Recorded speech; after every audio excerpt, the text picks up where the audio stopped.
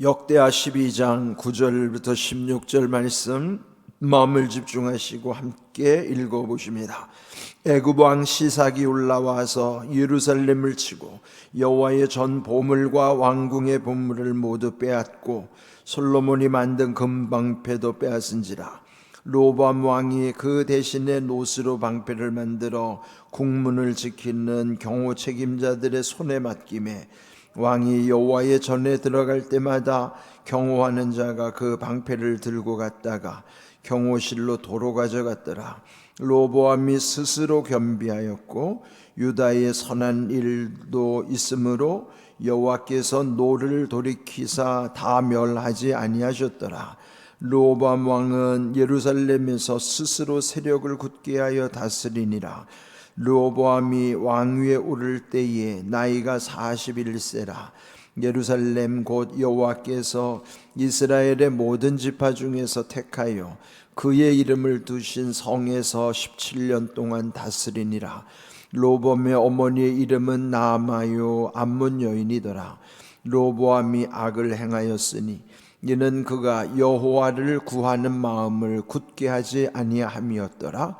르호보암의 처음부터 끝까지의 행적은 선지자 스마야와 선견자 잇도의 족보책에 기록되지 아니하였느냐? 르호보암과 여로보암 사이에 항상 전쟁이 있으니라. 르호보암이 그의 조상들과 함께 누움에 다윗성에 장사되고 그의 아들 아비야가 그를 대신하여 왕이 되니라. 아멘. 이제 솔로몬 이후에 그 나라가 이제 분열이 되죠.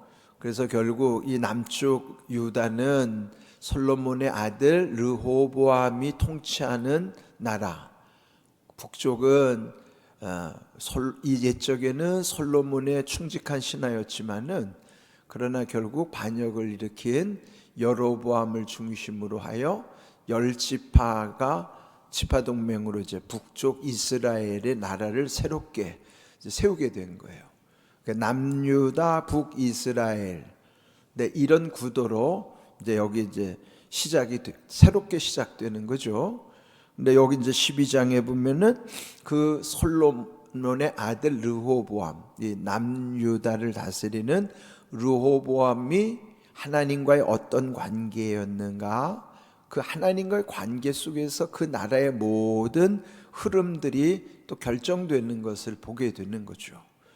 그러니까 우리의 이런 이제 전체적인 큰 흐름에서도 하나님과의 관계를 말씀하지만은 사실 우리 개인의 삶 속에서도 또 그 원리는 또 다르지가 않아요. 우리도 역시 먼저 하나님과의 관계가 중요하고 그 하나님 관계 속에서 나와의 그 모든 관계, 우리는 세 가지 관계를 잘해야 되죠.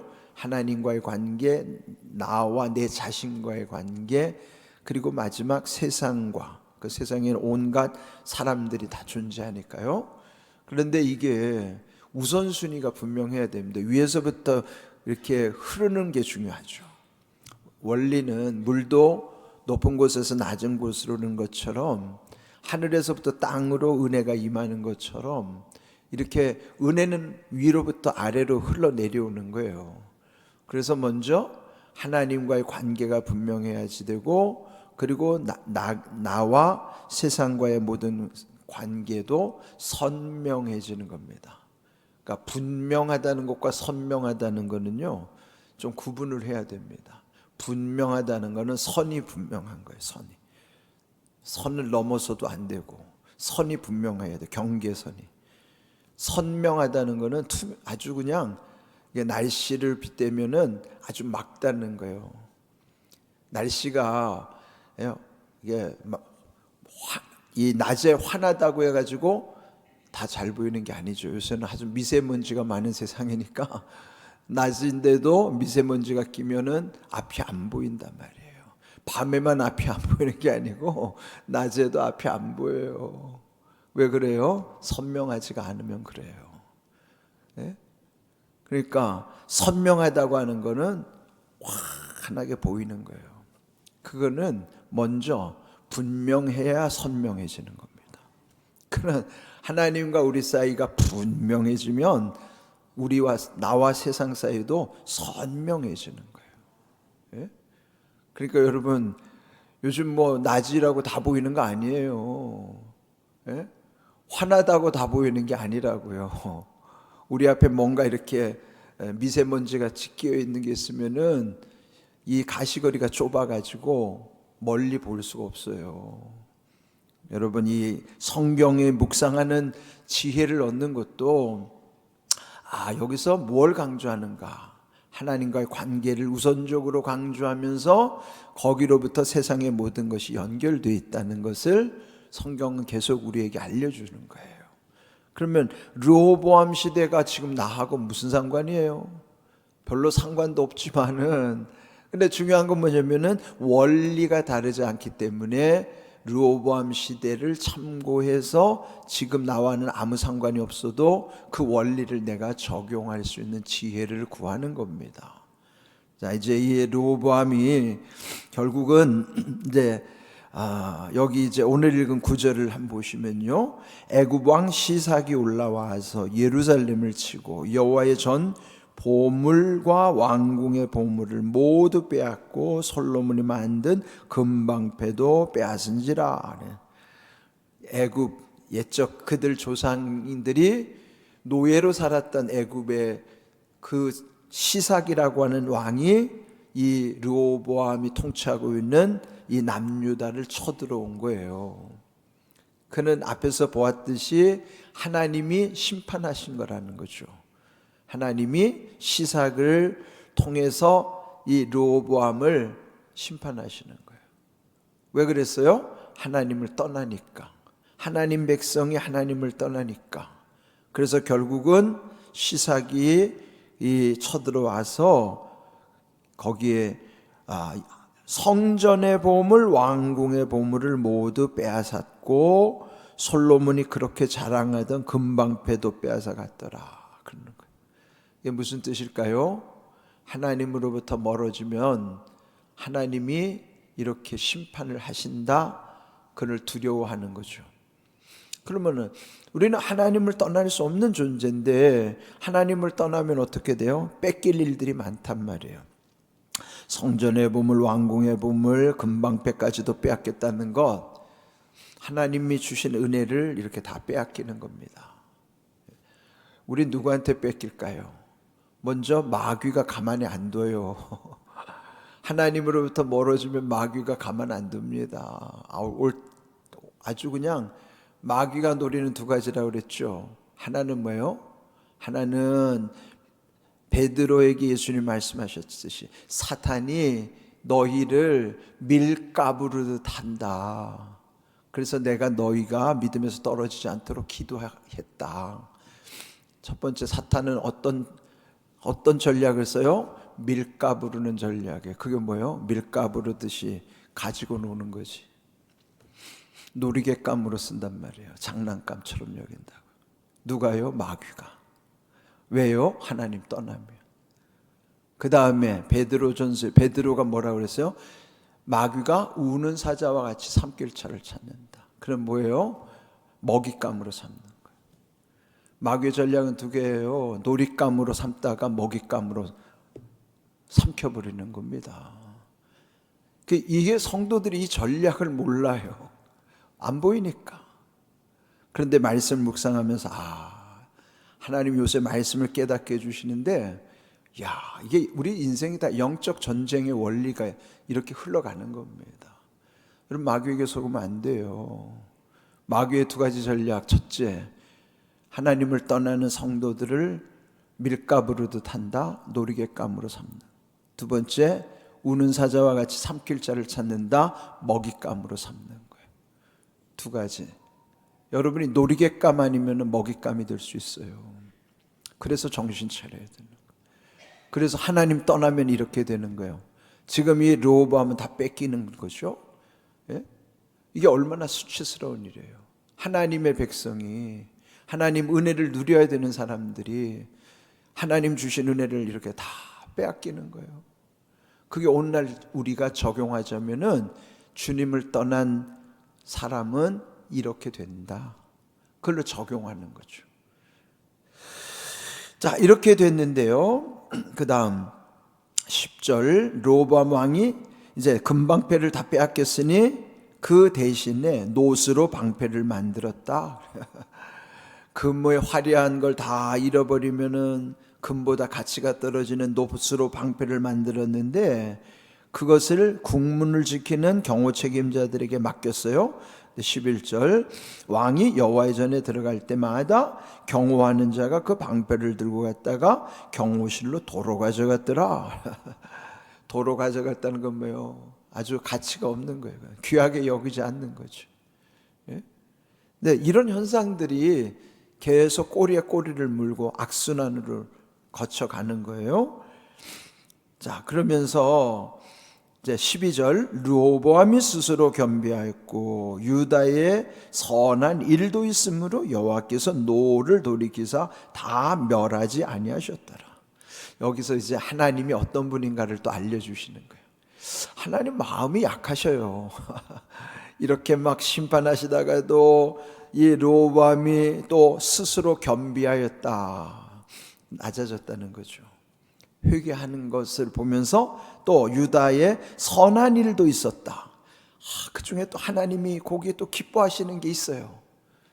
아주 100% 악한 게 아니고 그 중에도 하나님이 보실 때 선한 것이 있으니까 그거 가지고 또 하나님 마음이 약해지시는 거예요. 예? 하나님 이렇게 마음이 약하시단 말이에요. 그게 선한 것 때문에도 다 멸하지 못하시는 거예요. 그래서 노를 바라시다, 분노하셨다가도 다시 돌이키시는 하나님이에요. 마음이 얼마나 여리신지. 예? 그냥 완전히 다 죽여버릴 것 같은데도 여기에 또 스스로 겸비한다. 근데 여기 스스로 겸비한다는 말이 12절뿐만 아니라 이미 지난 시간에 보았던 6절, 7절에도 보면요, 스스로 겸비한다는 말이 여러 번 나옵니다. 한 4번 정도 계속 스스로 겸비하였다. 그건 무슨 뜻일까요? 스스로 낮아지는 것이 좋아 보이기는 한데 문제가 뭘까요? 스스로라는 것이 우리에게는 능력이 안 되는 거예요. 스스로라는 게 자기 힘으로, 내 의지로. 여러분, 내 자기 힘으로 내가 스스로 할 수 있는 존재가 못 되잖아요. 우리 애가 주님이 주시는 은혜 가운데서 하게 하시면은 하는 걸 할 수가 있는 거지만 안 되는 것도 되게 하시면 되는 거예요. 근데 하나님의 은혜 안에서 이게 이루어져야 되는데 르호보암이 하나님 떠나니까 어떻게 해도 이제는 자기가 스스로 해야 되는 거예요. 그러니까 스스로 겸비해지는 것은 보기에는 그럴듯해 보이는데 오래가지 못하는 거예요. 스스로는 오래 못 가요. 하나님이 도와주셔야 오래가는 거예요. 근데 여기 지금 르호보암의 문제는 스스로 겸비했다고 하는 것에 대한 거기에 약점이 있는 거예요. 여러분, 스스로 하는 것 중요하지만 하나님이 도와주셔서 이루어져야만 지속되는 것이지, 하나님이 안 도와주시고 나 혼자 스스로 하는 거는 오래 못 갑니다. 잠시는 될 수 있어요. 그런데 오래 못 가는 거예요. 그래서 우리는 늘 하나님의 은혜 붙잡고 살아야 되는 거예요. 하나님의 은혜를 늘 감사하면서 살아야 하는 것이죠. 13절, 르호보암 왕은 예루살렘에서 스스로 세력을 굳게 하여 다스리니라. 스스로 세력을 굳게 했다는 것은 하나님께 구하지 않았다는 거예요. 자기 능력을 의지했다는 거죠. 세상 사람 사는데 보면은 삶의 유형 방법이 다 다르잖아요. 그러니까 전적으로 하나님의 은혜를 구하면서 사는 사람들도 있지만은 그 반대에 사는 사람들은 하나님과 상관없이 자기 노력과 자기 힘으로만 사는 사람들도 세상에 많아요. 대체로 그런 사람들이 때로는 멋있어 보이기는 하지만은 마지막에 그들의 공든탑이 다 무너지더라고요. 그리고 결국은 죽으면 하나도 손도 못 대고 가져가지도 못할 것, 그는 뭐예요? 다 버려야 할 것, 놓고 가야 할 것, 그는 뭐예요?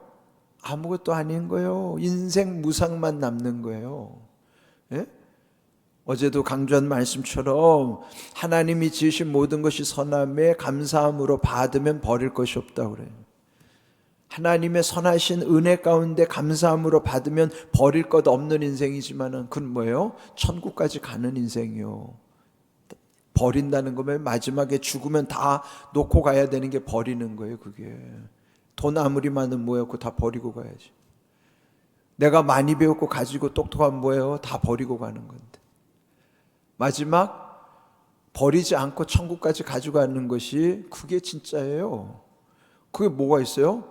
믿음밖에 없어요. 믿음으로 행한 것, 내가 이 땅에서 믿음으로 행한 것만이 천국에 다 쌓이는 것이니까. 그러니까 버릴 것 없는 인생을 살려면 하나님의 은혜를 감사함으로 받고 살아가는 사람이 이 땅에서도 버릴 것이 없는 거예요. 예? 아무리 잔뜩 쌓아놨는데 죽으면 다 버려야 되는 건 무슨 의미가 있어요? 사는 동안에만 그게 그냥 필요에 따라서 쓰일 뿐이죠. 그러므로 스스로 세력을 굳게 하여 다스렸다는 것은 자기 능력에만 의지했다는 거예요. 좋은 거 아니에요.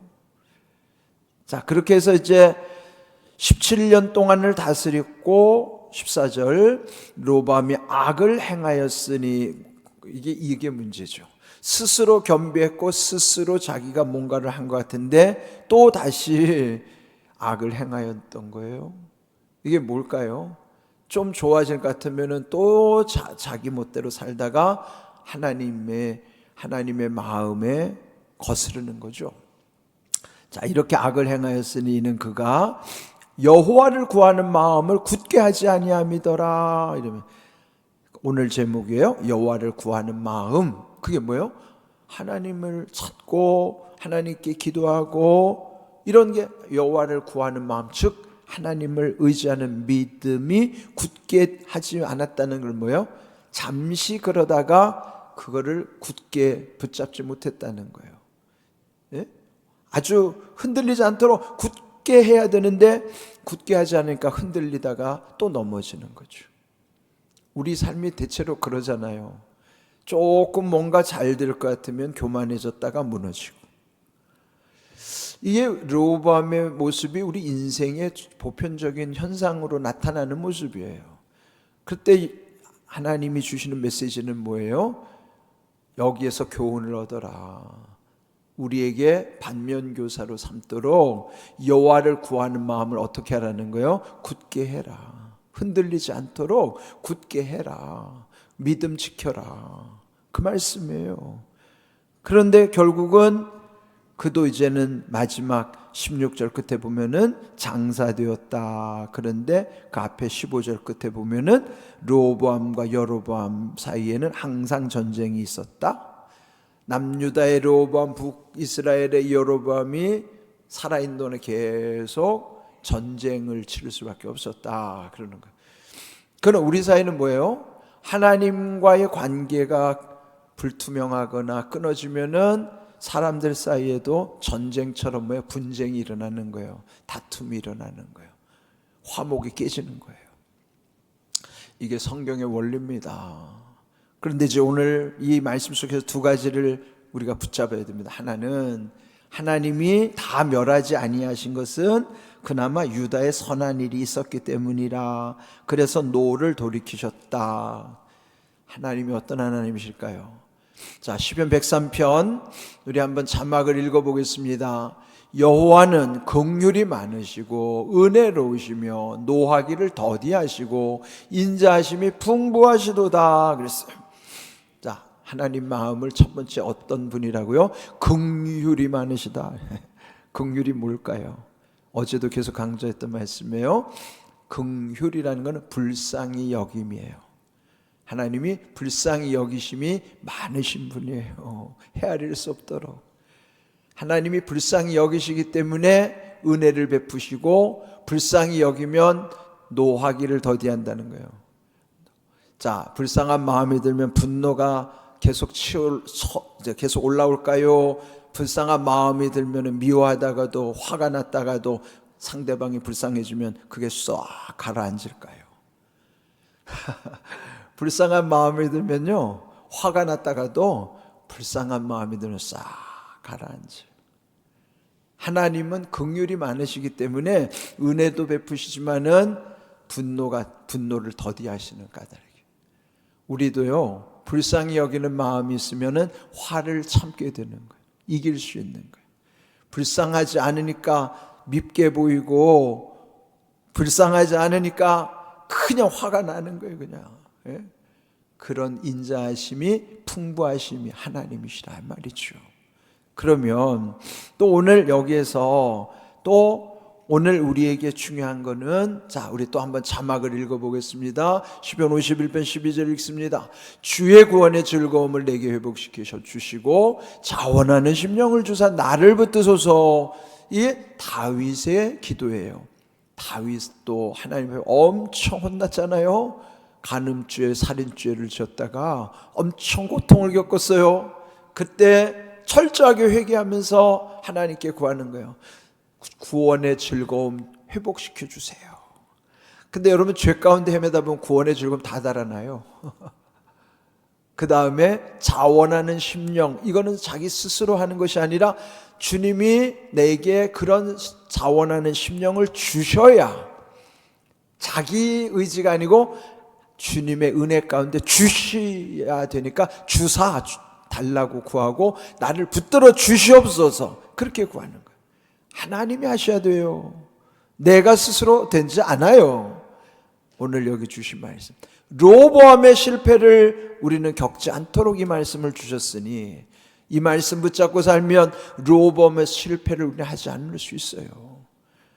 이렇게 좋으신 하나님의 은혜를 늘 감사하면서 또 우리도 늘 구원의 즐거움 붙잡고 자원하는 심령을 구하면서 늘 하나님이 우리를 붙들어 주시는 가운데 여러분의 삶이 더욱 온전해질 수 있기를 주님의 이름으로 축복합니다. 아멘.